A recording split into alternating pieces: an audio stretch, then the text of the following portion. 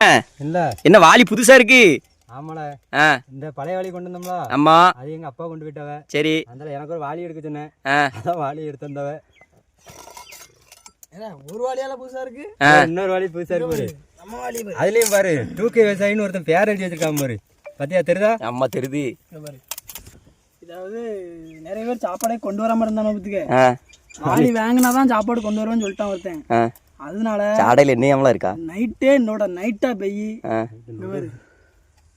தெரியுதா பேரு? தெரியுது. நம்ம லோகோ. தெரியுது 2K விவசாயின்னு இருக்கு. ஆமா இதுல பாரு. அம்மா தெரியுது 2K விவசாயி. வாளி வந்து களவு போகும்போதுக்கு நம்ம ஊர்ல வாளியுமா எல்லாத்தையும் களவானோம்.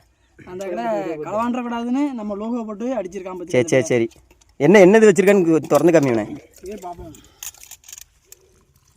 வாளியில என்ன வச்சிருப்பான்? சாப்பாடு தான். பரவாயில்ல அப்ப உள்ள ஒரு டிஃபன் வச்சிருக்கான். நான் ரசம்ல எனக்கு கொஞ்சம் தயிர் வச்சிரு வேலை பண்ணேன். எனக்கு குழம்பு கொண்டு வரலையா? சரி வேண்டாம்ப்பா.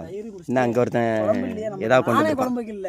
சரி இருக்கட்டு. ரசம் இருக்குல்ல, ரசத்தை ஷேர் பண்ணி இருக்கு. பருப்பு அண்ணா முச்சாமின்னு இது வச்சிருக்காம்ல சாம்பார். சரி வா நம்ம கூட பாப்போம்.